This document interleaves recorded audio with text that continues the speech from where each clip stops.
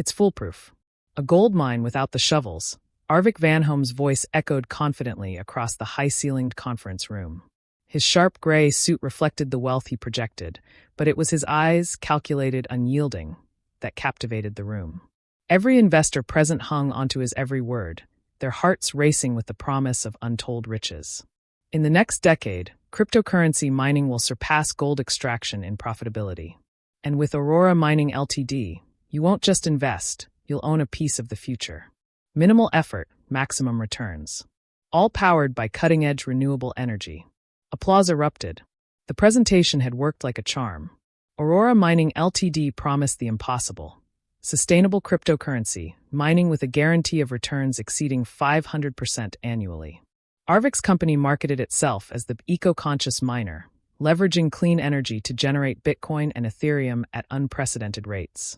But beneath the sleek website and glossy brochures lay an intricate web of deceit. At the core of Aurora's allure was a set of sprawling, state-of-the-art mining facilities purportedly located in the frozen expanse of Nordhaven, Norway. Videos showcased rows upon rows of humming servers in vast, icy warehouses powered by glacial rivers. Investors were shown pristine shots of massive turbines spinning in synchrony, churning clean energy into endless digital wealth. The idea was flawless on paper. Renewable energy was cheaper, reducing operational costs. The Arctic climate naturally cooled the hardware, extending the lifespan of the mining rigs. And the isolated location added an aura of exclusivity. The numbers presented during the pitches were dizzying, promising payouts in Bitcoin every fortnight. Arvik's pitch wasn't just about technology, it was about the dream of passive wealth. He targeted middle-class families, retirees, and budding tech enthusiasts. Mining isn't just for the elite, he would say, his voice softening. It's for anyone brave enough to believe in tomorrow. Among the many captivated by Arvik's charisma was Leif Andersson, a 47-year-old mechanic from the outskirts of Oslo. For years, Leif had worked tirelessly in his workshop, fixing broken engines and patching old tires. But life had never been easy. His daughter, Freya, had dreams of studying architecture in London, dreams that required money Leif didn't have. When Leif first saw Arvik's advertisement online, he was skeptical. Easy money is for fools, he muttered to himself. But curiosity got the better of him. One evening, as snow piled outside his modest home, he clicked on the link that led to Aurora Mining's website. The page loaded with an elegant animation of digital coins cascading like a waterfall. Start small. Grow big, the tagline read. Freya leaned over his shoulder. What's that, Papa? Just nonsense, he replied, closing the laptop. But the thought lingered. Over the next week, Leif attended a local seminar hosted by Aurora Mining. The presenter wasn't Arvik himself, but a polished young woman named Irina Lindström, whose charm was second only to her encyclopedic knowledge of blockchain technology. Irina painted a picture of financial freedom so vivid that even the most skeptical attendees found themselves nodding along. Leif's cautious nature warred with his growing hope. If this works, he thought, Freya could go to London. In the end, he invested 100,000 Norwegian kroner, nearly all his savings. The first few months were euphoric. Aurora's dashboard, accessible via a slick mobile app, showed Leif's investment doubling. Every fortnight, small payouts in Bitcoin trickled into his newly created crypto wallet. The money wasn't enough to withdraw yet, but the numbers on the screen filled him with hope. It's working, Freya, he beamed, showing her the app.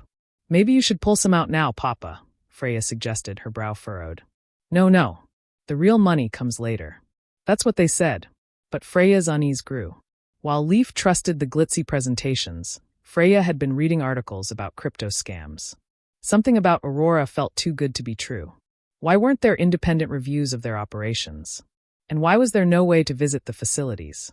Don't overthink it, Leif chided her. Not everything is a scam.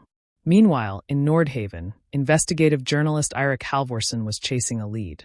An anonymous tip had claimed Aurora Mining's facilities didn't exist. Armed with a camera and a notebook, Eirik ventured into the icy wilderness where Aurora's operations supposedly thrived. What he found was startling. Empty warehouses and no sign of the colossal servers featured in Aurora's promotional videos. Eirik's instincts screamed fraud. Back in his office, he began digging deeper. The promotional videos? Stock footage spliced with digital effects. The renewable energy claims? Fabricated. Even the supposed testimonials from satisfied investors were fake, their profiles linked to dormant social media accounts. As Eirik's investigation unfolded, Aurora Mining announced a new investment tier, the Platinum Plan. Investors were encouraged to reinvest their returns for even greater future payouts.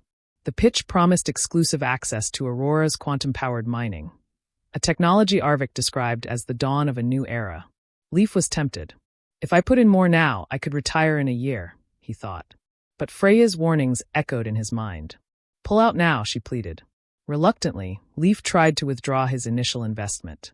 The app displayed an error, withdrawal temporarily unavailable. Please try again later. Eirik's exposé, titled The Mining Mirage, Aurora's House of Lies, went live on a frosty January morning. The article spread like wildfire, fueled by damning evidence and testimonials from investors who had lost everything. Leif read the article in stunned silence. No, he whispered, his hands trembling as he tried to access his Aurora account. The app wouldn't load. Panic set in as he realized he'd been duped. Across the globe, thousands of investors faced the same horrifying truth. Aurora Mining was a shell company. The payouts they had received were merely recycled funds from new investors, a classic Ponzi scheme. Arvik Vanholm?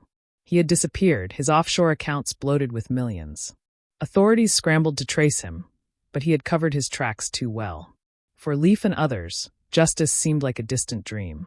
Freya found her father sitting in the dark that evening, his head in his hands. Papa, we'll get through this, she said, her voice breaking. I was a fool, Leif muttered. I should have listened to you. Freya hugged him tightly. It's not your fault. They prey on good people like you. The aftermath. Aurora Mining's collapse became a cautionary tale, a chilling reminder of the perils of blind trust in the digital age. Eirik's relentless pursuit of the truth inspired legislation to tighten regulations around cryptocurrency investments. For Leif, the lesson was bitter but profound. Dreams built on illusions are bound to crumble. As for Arvik Vanholm, rumors swirled of his lavish life in an undisclosed location.